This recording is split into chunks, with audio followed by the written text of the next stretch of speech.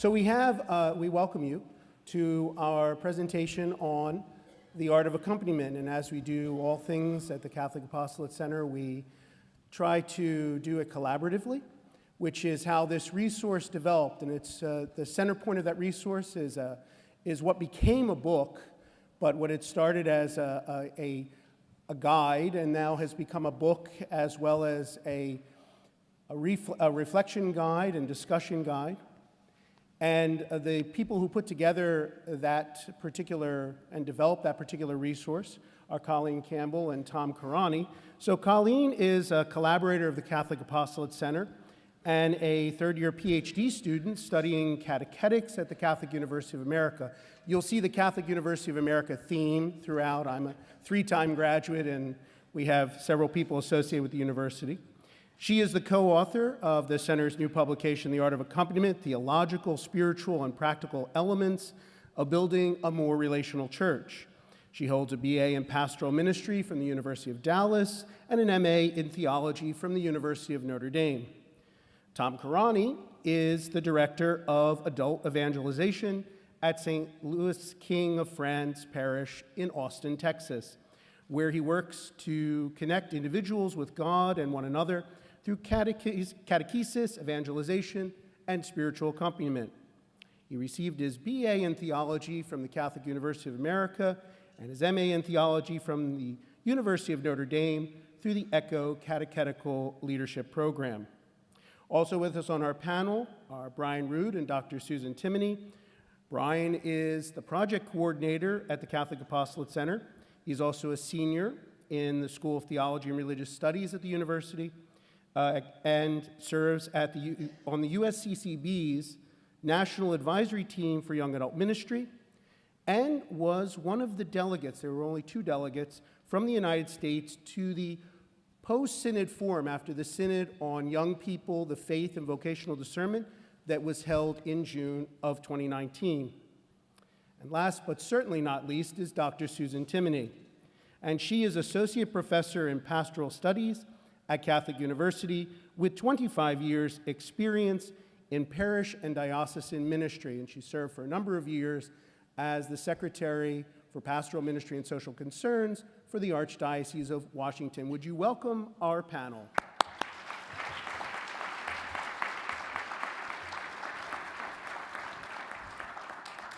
So we want to start out by diffusing something right from the beginning, and that's, oftentimes people will hear this word accompaniment and they'll think that people are meandering around. They're just kind of, they'll kind of make it here or there, and really that's not what we're talking about. We're really talking about Christ as our center point. So, Colleen, what are we talking about when it comes to accompaniment?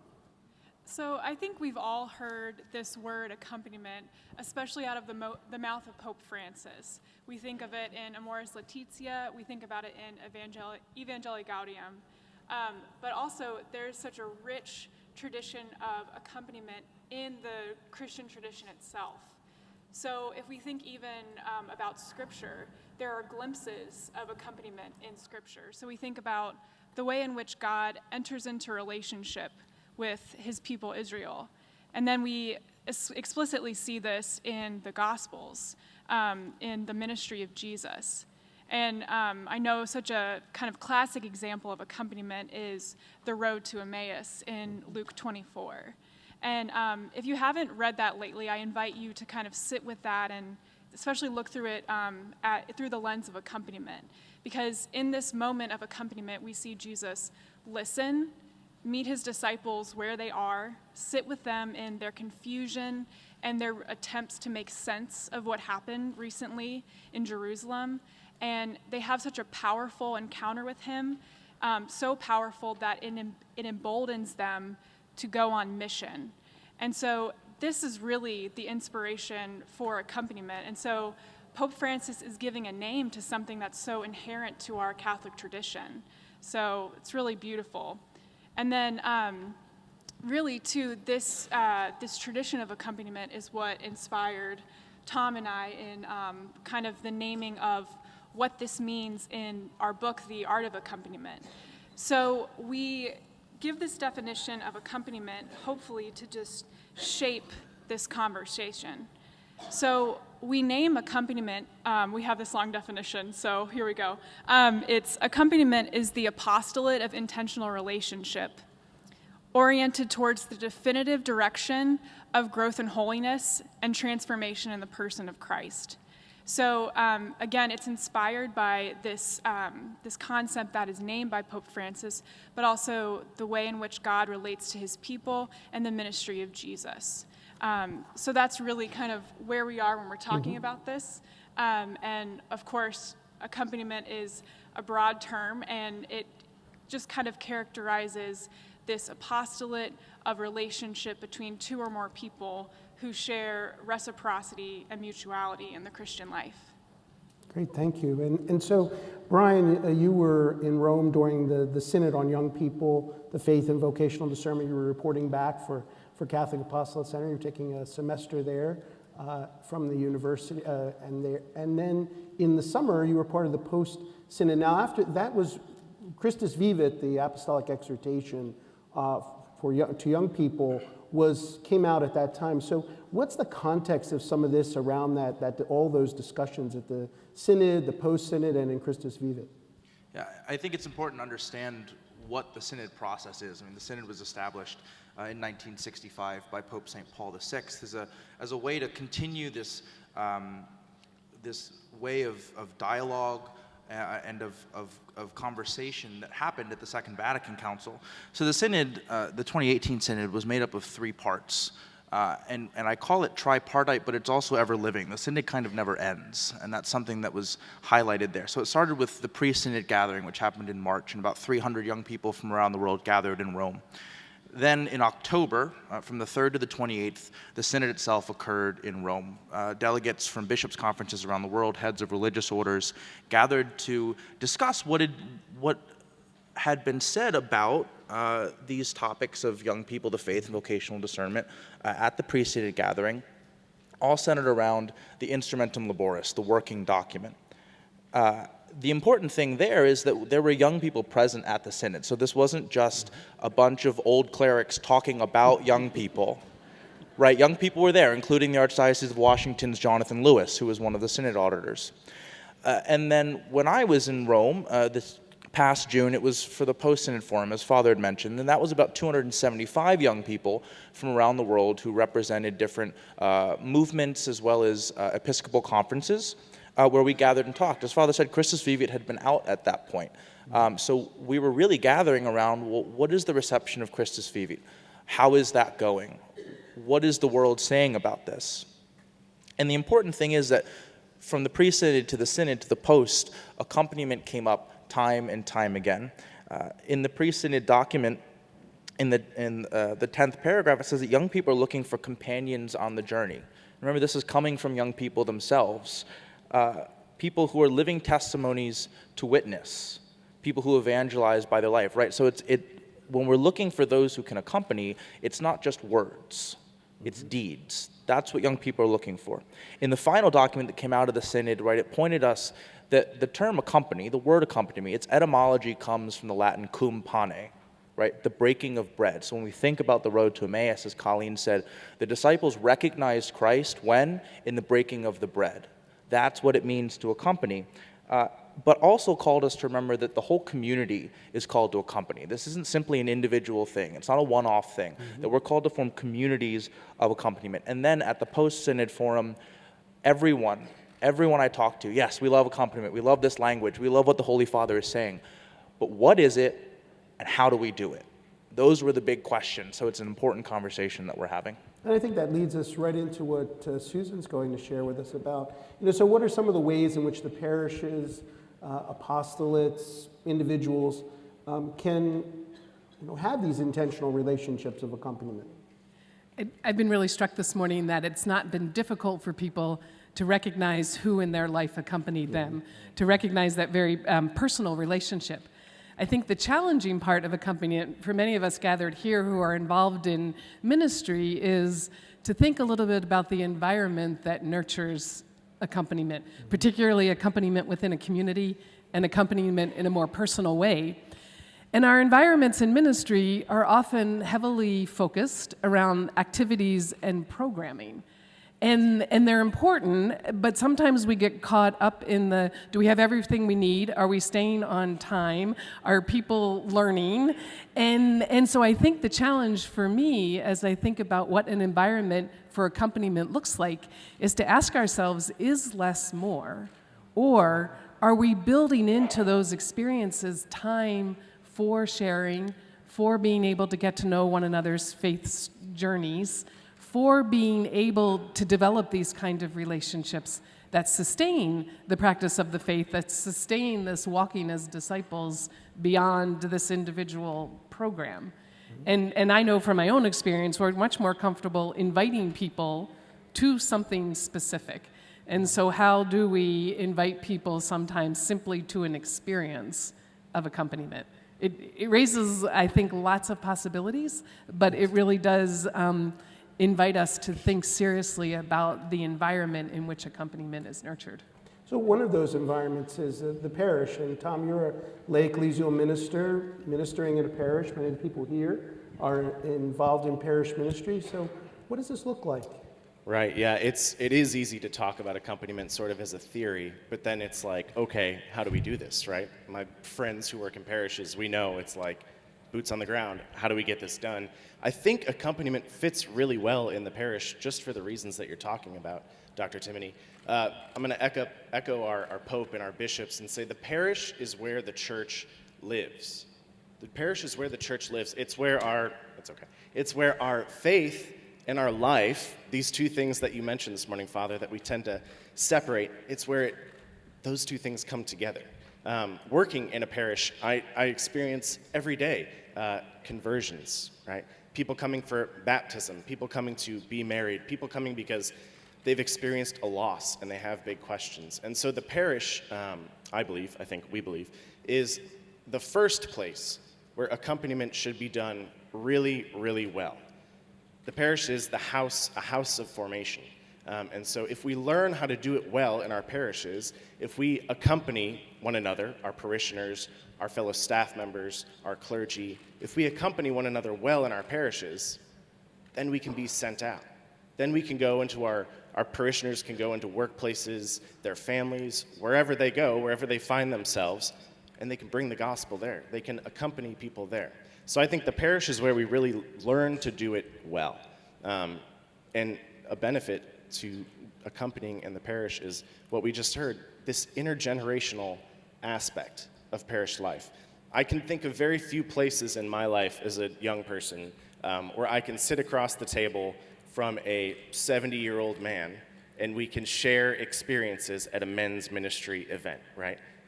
Very few places in my life where I can accompany and be accompanied by people very different than me, different ages than me, very different experiences from me.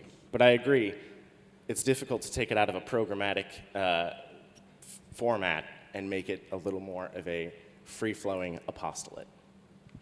Great. So this is all good in theory, and Tom was making this a bit more concrete, but many here probably would want to know, so what are the ways in which a parish, a campus ministry, or an individual can discern how to do spiritual accompaniment?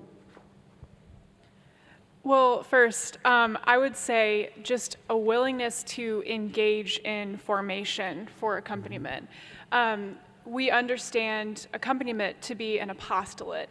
That means that all of the baptized are called to it in some respect. But even though that's true, do we come out the font like really ready to accompany, like really ready-made? No.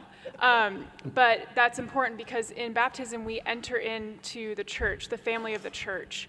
And so it's important for us, if we feel that call to accompaniment, to engage in formation or intentional training to ensure that when we enter into a relationship with somebody to lead them to Christ, that we don't become an obstacle or a stumbling block to them, and to truly just open ourselves and the relationship to the Holy Spirit and realize that while it's this relationship of the person who accompanies and the one who is accompanied, ultimately it's the Holy Spirit who is forming in this relationship.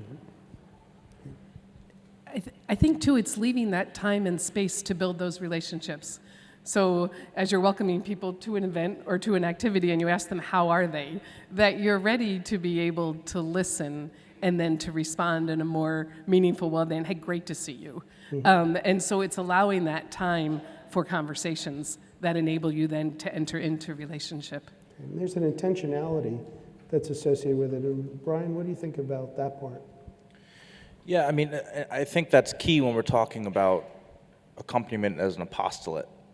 That it is something that we're all called to by nature of our baptism, but it's also not something that we can be blasé about. You know, when Colleen talks about formation, that's an important part. It requires intentionality. I think in a few ways, it requires patience. And intentionality with that patience of understanding that accompaniment is in and itself a journey. I mean, you look the road to Emmaus. You know, it's whatever, however, 20 lines, but it occurred over a 2 or 3 mile stretch. That's a journey. It's intentional in its mutuality. That accompaniment is not.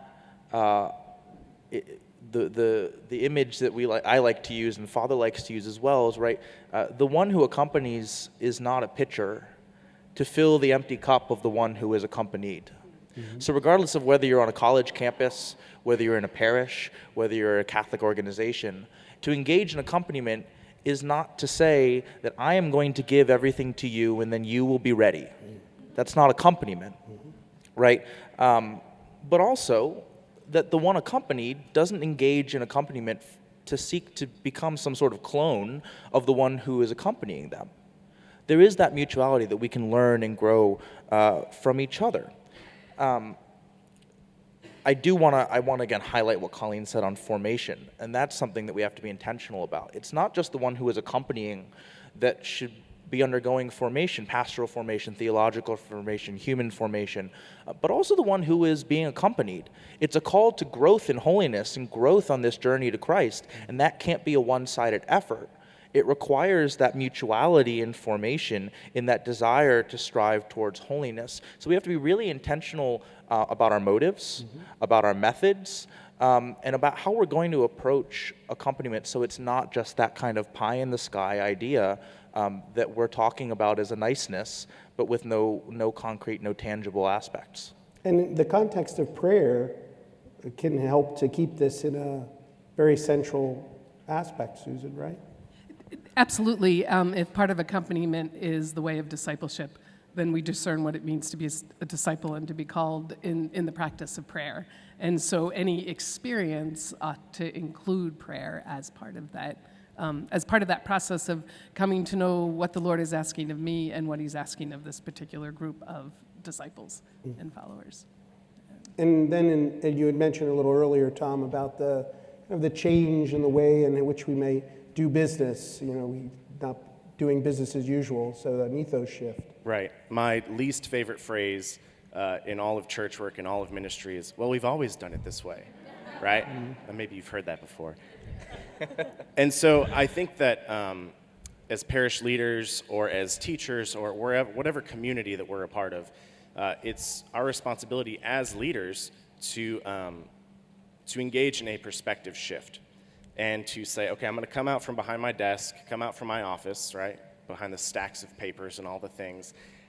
What do people who come to my parish, to this school, what do teachers at our school, what do seminarians at our formation, like what do they experience?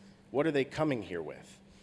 When I started working at my parish, I was sort of just taking a wait-and-see approach at the beginning, and I noticed we're in the heart of Austin, and Austin is booming, right? Austin's growing, and so we're blessed to have new families coming, multiple families coming into our parish every week. It seems like there's a new big family coming to our parish.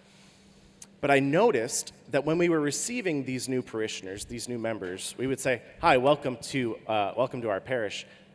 What can you do for us? Would you like to be a lector? Would you like to?" And all these things are important, of course. We need to do these things. We need to serve. But I addressed our leadership team, and I was like, "We should be saying, welcome. How can we serve you? What do you need?" Right? And so we did this perspective shift, and it led to a paradigm shift. So now when we welcome people, there's options, right? We say, "What do you want to get involved in? We plug people into retreat ministries. We make people make connections. We have people build relationships. And then from there, they're like, man, this parish is amazing. I want to serve here, right? I want to do everything here. I want to bring the gospel of Jesus Christ to everyone I meet. So I think that, and that goes for, this perspective shift goes for everything, right? This programs and processes, putting people over all of those. It takes a lot of work, a lot of prayer, and a lot of discernment. Yeah, and I also want to mention that it doesn't just happen in parishes. In the book and in our resources, we emphasize several communities where accompaniment can take deep root and be very fruitful. Great, thank you. So before we enter into some questions, we do have, the book is available as well as a discussion and reflection guide. You're welcome to continue our conversation through those doors and halfway down to our Catholic Apostolate Center booth for a meet and greet. We have coffee and brownies and other things there, so feel free to join us. You received a card when you registered and it went in your bag, and just go to CatholicApostolatecenter.org/accompaniment. And also go and see our resources. We have a number of resources at no cost. This is a ministry of the Palatine Fathers and Brothers of the Immaculate Conception Province. We have over 100 years of tradition here in Baltimore, serving here in the city. And this is part of our ministry. We're 2,456 countries. And St. Vincent Pallotti believed that everybody is called to be an apostle. And so our work is to assist the church in doing just that, to be apostles or missionary disciples. So we'd like to take a couple of questions. We have a little bit of time for questions. Lights have gone up, and here we go. Any questions or comments for our panel? There's people right here coming up with, so sir, and they have a microphone for you.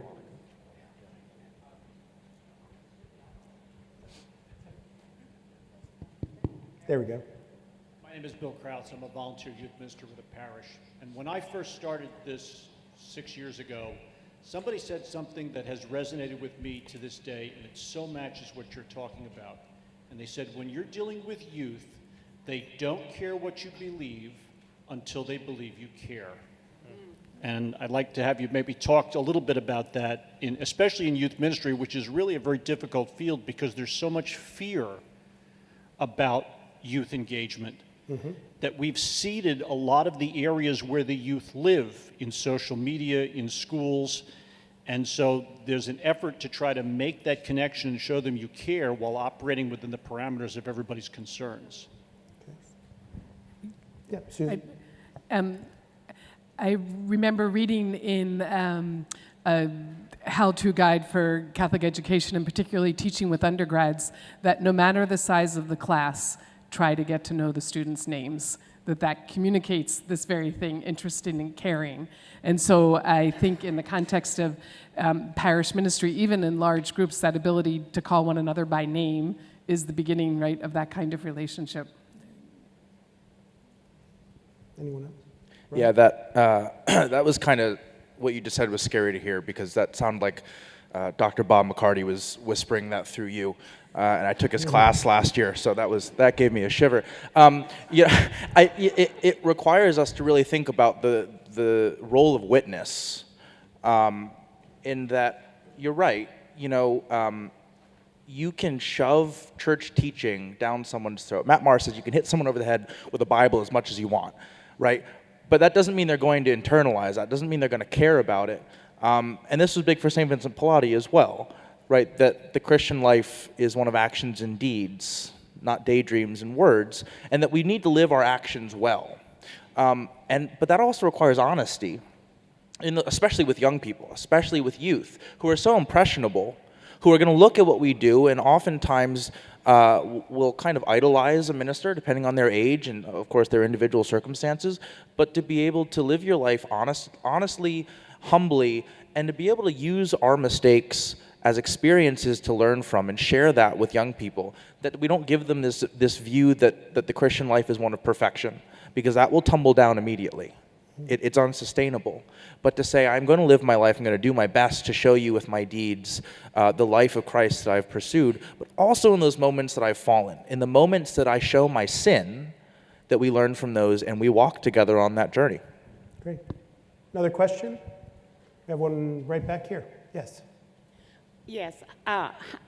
Is this way of thinking and orientation for presentation of our faith being taught to the priests and parish ministries so that it trickles down to the ones that have to communicate in this new way to the people? It's hard for us getting this new information and taking it back, and they don't know that this is what's new and coming, for us to integrate it into the life that, we're excited, but if the priests don't know anything about it, they're not going to be excited. Amen. I've got a comment on that too, but go ahead. Absolutely. So I would say I hope that they are, listening. I hope that they stop by our booth right outside, and we'd be happy to give them a book and maybe talk further. And it's all goes back to formation too, even of priests, but also too, I think as lay people, as a lay woman myself, I think we're so gifted and privileged with the lay vocation. The church talks about the lay vocation as renewing the temporal order. So we have a special gift in our everyday lives that maybe priests and religious don't necessarily have. And so I think one of those great gifts that we can give the church is to model this relationship of accompaniment. And so even if the priests aren't reading about it, they're seeing it, right? In the way that we treat the people we serve in our parishes, and also the way that we carry out our ministry among our parish staffs, or Catholic colleges, or campus ministries, anything like that. So it all goes back to witness, right? So we're witnessing to the people that we're serving, but we're also being that witness for the people who are probably in charge of us for our jobs, or, for our parishes. So just all goes back to witness. Tom? Yeah, I think working closely with priests, I love every priest, love him to death. But I think that new ideas, especially when you're like breaking the mold, right? When you're trying something new, I think it rightly makes people nervous, right? Because they're like, it's going to be messy. But that's what Pope Francis has asked us to do: go make a mess, right? To empower lay people, not to take a priest's position or anything like that, but to do the work in collaboration with him, with the deacons. So I think if you bring it to Father and he's like, just be like, I want to help you, right? I want to partner in this mission with you. So we'll be praying for all of your conversations with your pastors, for sure. I think also it really is a call to co-responsibility, because the priest as spiritual father is called to accompany. And they accompany people in spiritual direction, they accompany people in confession. And so I hope what we're being able to say is, hey, now let's be able, in working together, to make sure that our priests have the time that they need to accompany people across parish programs. So I think it's part of why they chose to be ordained, and the way in which they want to relate to people. But it's going to take a shared growth in our sense of the responsibility we have in our places of ministry to enable us to do it according to our vocation. Yeah, just thinking about what Tom said, this isn't an answer to your question, but it's at least something for us to think about. I don't have an answer to your question. Mr. Mark Ardozzi lectured to us for a day in Father Frank Donio's class at the Catholic University of America. We were talking about that phrase, right? That this is how we've always done things, and that can be a response you get when we talk about accompaniment, right? That's not something we do here. And for me, whenever I've heard that phrase, my instant reaction is, well, that's stupid. But Mr. Ardozzi said this. He said, our response should be, but is that what gives life to our parish, to our school, to our organization? And so when we're met with that, that's how we, I think, especially with our pastors, right? Those who are accompanying us in our ministry, that we can say, or to anyone around who maybe isn't open to a new movement of the Spirit, but is that what's giving life to our community? Because that's the goal. that life that we were given in baptism, that life we receive in the Eucharist, how do we go out and share that? So is what we're doing here giving life to our parish and allowing others to share that life? And maybe that's the way we can start a new conversation to get over those humps. So as a guy with a collar, I'll give a final response to this thing. There is an official document of the United States Conference of Catholic Bishops called Living as Missionary Disciples, a resource for evangelization. Just go to CatholicApostolatecenter.org/LMD and you will find all sorts of resources. And we'll have 12 videos coming out with the USCCB breaking apart that document. There is a fourfold methodology of Christ. We encounter Christ, we're accompanied, we are in community, and we are sent from that community and return to that community. But that second one, accompaniment, is so critically important because many people will encounter Christ, they'll come to the church, or they will come to someone who is a person of faith, and then they are not accompanied. Or they're accompanied for a time, like in RCIA, and then we say, have a nice life in the parish. We need to have that as a continual part of who and what we are about. One final question, and then we'll have to close. If there's another one here, right here. How about right here? So I'm a ministry head at a military chapel, and so this accompaniment is like close to my heart because we serve a very large community of active duty service members and retirees, and the accompaniment sometimes doesn't coexist well. So if you can offer any tips, like I love that older generation, the younger generation, that's like right, like my heart space. But reaching our younger members, like 18, 19, 20, is hard. So if you can offer any advice on how we can reach them, that would be amazing. Thank you. Yes, and that's a very tremendous ministry that AMS engages in all around the world, the largest archdiocese in the world.